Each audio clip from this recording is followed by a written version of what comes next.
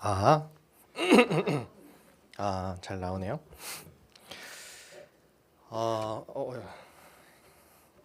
다들 아까 들으셨던 것처럼 호응 잘 부탁드립니다. 네. 아, 네. 처음 제가 간증을 해야 된다고 순서가 정해진 지 오늘 알았어요. 그래서 다른 분들이 먼저 하시고 그 다음에 제가 이제 제 얘기만 조금 하면 되겠다 생각을 했는데 처음이어가지고 제가 이거 어떻게 해야 되지? 이 생각으로 되게 두근두근하는 마음으로 왔는데 감사하게 전도사님이 먼저 사역복을 해주셨네요. 그래서 방금 말씀드린 것처럼 저는 제 얘기만 하고 들어가겠습니다. 네, 정말 그러네요. 제가 하고 싶은 말이 많네.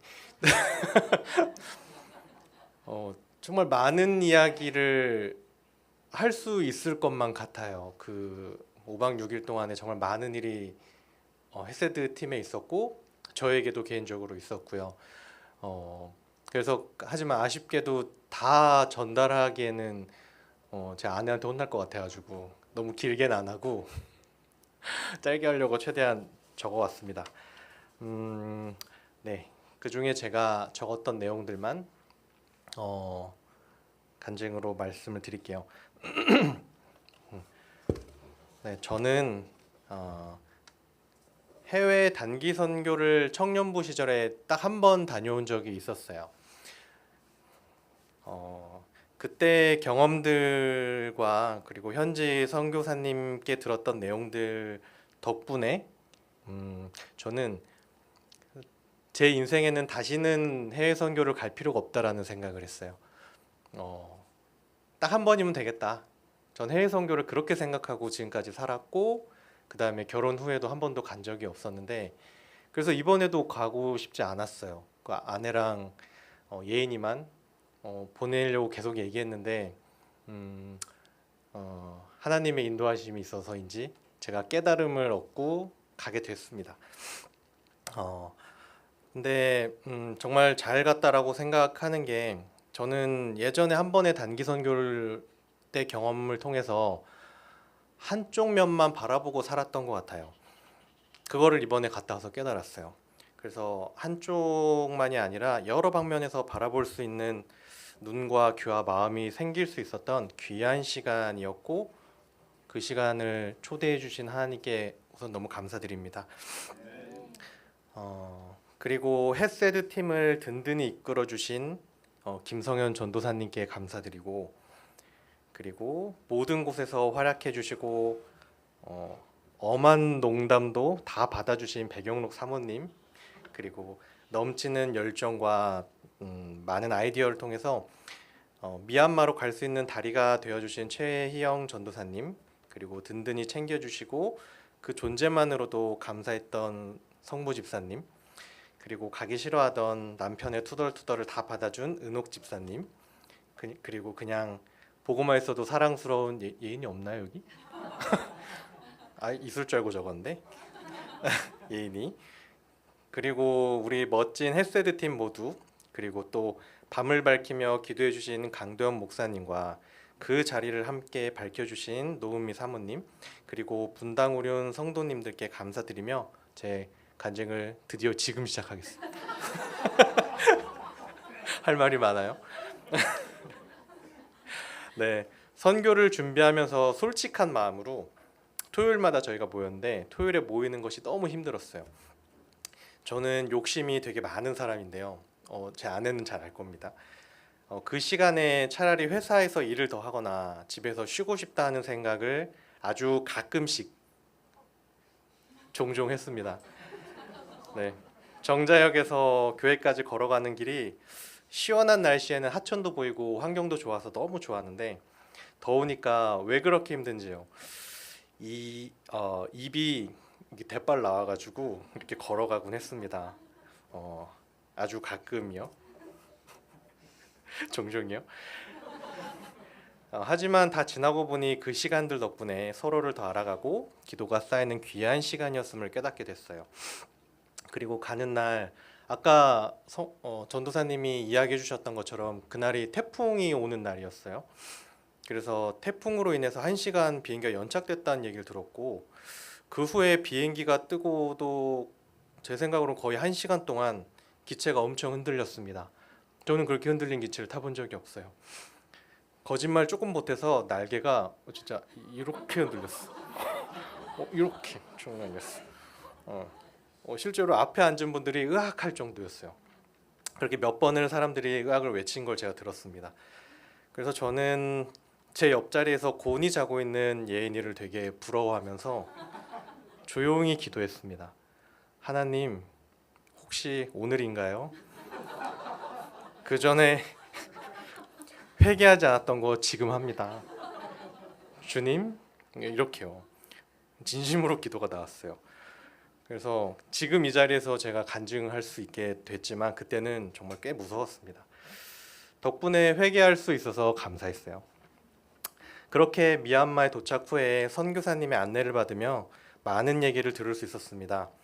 영상과 오늘 얘기 나왔던 영상이랑 글만으로는 전달되지 않았을 느낌들이 현재의 낯선 언어들과 사람들을 직접 보며 들으니 확 저에게 다가왔고 긴장이 되면서 피부로 와닿는 걸 느낄 수 있었습니다. 직접 와보지 않았다면 느낄 수 없었던 생생한 긴장과 기분이었어요. 선교사님이 말씀해 주신 미얀마 문화 중에서 특히 기억에 남는 것이 있었는데요. 아까 얘기하셨던 것처럼 미얀마의 대다수를 차지하고 있는 종교는 뭔지 아시죠? 감사합니다. 네, 불교입니다. 불교의 윤회 사상 덕분에 윤회 사상 때문에 그곳에는 신기하게도 아들이 아닌 딸을 낳는 걸 되게 좋아한다 그래요. 그래서 되게 신기해서 계속 듣고 있었는데 전생에 좋은 일을 많이 하면 남자로 태어난다고 믿는다고 해요. 그래서 남자는 일을 하지 않아도 존중을 받지만 여자는 일을 해서 돈을 벌어와도 존중을 받지 못한다고 합니다. 그래서 딸로 태어나면 부모님과 남자를 먹여 살려야 한다고 생각하기 때문에 부모들은 딸을 선호한다고 해요. 그래서 순간 저도 옆에 있는 예인이를 살포시 바라봤어요. 나한테도 예인이가 있는데 그럼 예인이도 이렇게 상상하면서 솔직히 미소가 나왔습니다. 근데 순간 선교사님께서 말씀하시더라고요. 그래서 딸들은 이런 남자들을 놈팽이라고 싫어한다. 이 말에 정신이 번쩍 났던 기억이 나요. 이렇게 예인이라는 자녀와 함께 간 덕분에 의도치 않게 저는 예인이와 현지 아이들을 비교하며 볼 기회가 많이 있었어요. 그날도 저는 벽화 그리기에 온 집중을 다하고 있었는데 아이들과 선생님들과 프로그램을 하고 있어야 할 예인이가 엉엉 울면서 우리가 있는 곳으로 오고 있었어요. 무슨 일인지 물어보니까 종이 뒤집기 게임을 하는데 한 아이가 자기 손을 밟았다 하면서 아프다고 우는 거였어요. 아팠을 수 있겠지만 심각하게는 안 보여서 저는 원래 그러고 노는 거야, 괜찮아 하고 뒤를 돌아왔는데 또 한 사람이 또 한 아이가 어색한 웃음을 보이면서 약을 찾으러 오는 게 보였어요.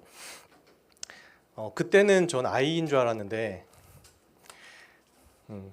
이미 너 얘기 지나갔어. 그때는 아이인 줄 알았는데 현재의 선생님이었다고 해요.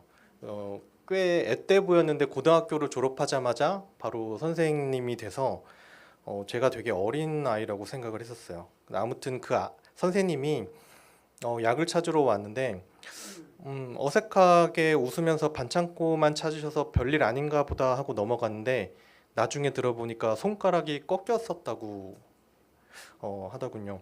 그래서 뒤늦게 전 정말 깜짝 놀랐습니다. 많이 아팠을 텐데도 애써 참으며 미소를 짓던 현지 그 선생님과 아프다며 쪼르르 달려와서 울던 예인이를 비교해 보면서 이런 생각이 들었어요. 나이가 들어가며 몸도 아프고 때로는 억울한 일들도 경험해가는 우리 인생에 제가 나이 되게 많이 들은 것 같네요. 누군가에게 다 말하지 못할 일들을 쪼르르 달려가서 말할 수 있는 최고의 부모가 하나님이 나에게 있구나, 우리에게 있구나라는 생각이 들었어요. 이런 하나님을 모르는 사람들을 생각하니까 참 마음이 아파왔습니다. 그리고 세상 속에서 현실적 생각에 둘러싸여서 돈 걱정, 사람 걱정 하면서 하나님 말씀에 귀 닫고 살았던 시간들이 떠올랐어요. 현실에서 멀리 떠나 새로운 환경에 오롯이 집중할 수 있는 그 시간들이 주는 유익이라는 생각이 들었습니다. 또 여러 사역 중에 잊지 못할 핸드폰 사건이 있었어요. 그 헤세드 선교 함께 간 팀원분들은 잘 알 텐데 저희가 간 곳 중에 한 곳이 부모가 없는 고아들 10명과 현지 선생님들과 함께 우리가 사역을 보낸 곳이 있었어요. 그곳에서 이제 열심히 우리가 사역을 다 마치고 모두가 한 마음으로 흐르는 땀을 식혀갈 때 그 현지 선생님 품에 둘러싸여 있는 예인이를 보게 됐습니다. 그때 제가 자주 예인이한테 하는 말이 있어요. 이 녀석, 요 녀석 이렇게 얘기를 하는 거예요. 그때도 요 녀석 귀여움으로 사랑을 참 많이 받는구나 예인이. 뭐 저도 그럴 때가 있었으니까요. 네, 이런 생각들을 하면서 핸드폰에 그 사진을 남겨놔야겠다라는 생각이 들어서 제 주머니에 핸드폰을 찾았는데 없는 거예요. 핸드폰이 없어요.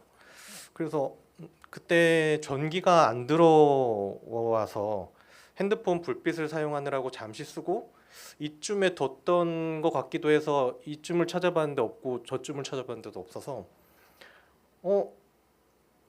하는 생각이 들면서 등에 솔직히 식은땀이 흘렀어요. 시간이 흘러도 열심히 찾았는데 시간이 흘러도 나오지 않자 많은 분들이 같이 찾아주기 시작했어요. 근데 계속 시간이 흘러도 계속 나오지 않았고 그냥 이런 생각이 들었습니다. 오늘 이곳에 정말 많은 분들이 왔었어요. 100명 이상이 오신 걸로 전 기억이 나는데 이분들 중에 누군가 가져갈 수도 있었겠다라는 생각이 들었고 현지에서는 엄청 비싸게 거래가 된다고 해요. 이 폰이요. 그래서 정말 누군가는 욕심이 났을 수도 있겠다라는 생각이 들었어요. 그래서 처음에는 저한테 정말 화가 많이 났습니다. 간수를 잘 못한 저한테 너무 화가 났어요. 그렇게 팀원뿐만 아니라 제 눈에 현지 아이들과 선생님들도 분주히 얘기하며 찾으러 다니는 모습들이 제 눈에 보였어요. 근데 분명히 제 얼굴에는 미소 하나 없이 당황한 눈빛으로 그 아이들을 보며 제 핸드폰을 찾았을 거예요. 마치 너희보다는 나는 핸드폰이 더 중요해 하는 그 눈빛으로 말이에요. 찾던 곳을 또 찾고 또 찾다가 또 다시 아이들을 봤는데 그때 문득 내가 지금 무슨 짓을 하고 있는 거지라는 생각이 들었어요.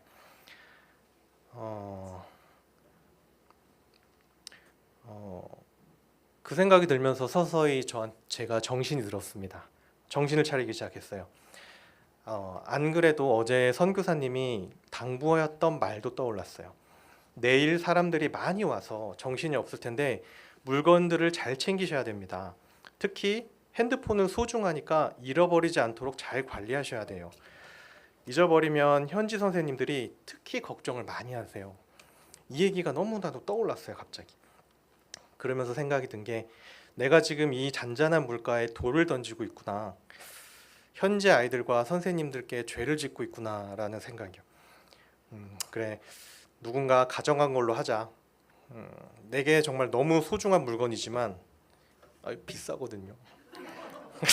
너무 소중해요. 소중한 물건이지만 잔잔한 이곳에 더 이상 돌을 던져넣지 말자.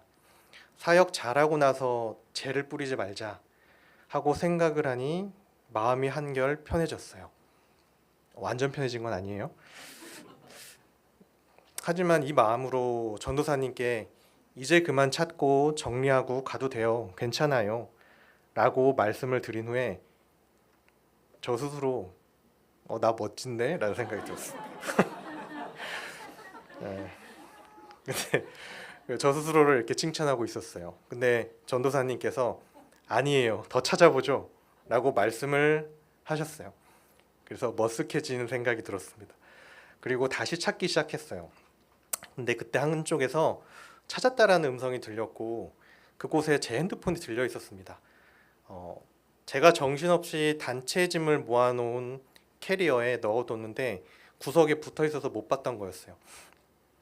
고맙다, 감사하다, 연신 머리를 숙이며 인사를 드렸지만 저는 그때 숙소로 돌아오는 길 내내 멍한 기분이었어요. 함께 찾아준 모두에게 고마움과 그리고 현지 아이들, 선생님들께 미안하고 죄송한 마음이 공존했었어요. 우리는 사역을 마치고 밤마다 후기를 나눴는데 제 차례가 돼서 오늘 있었던 얘기를 나누자마자 갑자기 눈물이 나왔습니다. 고마움과 미안한 죄송함이 섞여서 어쩔 줄 몰랐던 저의 솔직한 표현이었던 것 같아요. 네. 부족하다고 생각했던 내 삶에 오히려 가진 것이 많았었음을 깨닫게 됐었고 핸드폰을 포기한 순간 느낄 수 있었던 진짜 소중한 것이 무엇인지 깨닫게 된 귀한 시간이었다고 생각이 들었습니다. 이 외에도 느끼고 깨달은 게 참 많았던 시간들이었고 처음에 시작했던 대로 나누고 싶은 게 정말 많아요. 벽화 이야기도 있고 거기 흠열린칭의 이야기도 있고요. 거기 버스에서 다니면서 했던 수많은 이야기들도 있고요. 거기 선교사님 자녀 3명이나 있었는데 그 아이들과 했던 이야기도 있고 선교사님 이야기를 들으며 깨달았던 것들도 되게 많았어요. 하지만 너무 길어지면 안 돼서 이만 정리를 하려고 합니다. 돌이켜 생각해보면 힘들고 피곤할 수 있었던 시간 속에서도 숨겨진 기쁨을 발견하고 지친 몸을 이끌고 오가는 버스 안에서도 에너지가 채워질 수 있었던 건 하나님을 사랑하고 서로를 받아주려고 노력하는 우리 헤세드 팀, 이 영혼들과 함께 했었기에 가능했음을 깨닫게 됐습니다. 미얀마 현지의 사정이 안 좋아지면 언제든 추방을 당할 수 있기에 현지의 복음을 받아들이고 잘 교육된 사람들이 한 명이라도 더 세워지기를 바라고 기도해달라는 선교사님, 이분 말씀 중에 잊을 수 없었던 2가지를 끝으로 간증을 마치도록 하겠습니다. 사역을 할수록, 그 선교사님 말씀이에요. 사역을 할수록 하나님은 나의 힘을 빼기를 원하는 것 같습니다. 그리고 언제든지 추방당할 수 있다는 마음으로 사역을 하며 현지 사역지에서 수고한 직원분들께 월급을 줄 때 저는 이렇게 말을 합니다. 하나님이 이 돈을 왜 너에게 주시는지 생각해 보렴. 하나님이 이 돈을 왜 너에게 주시는지 생각해 보렴. 네, 이상 간증을 마치겠습니다.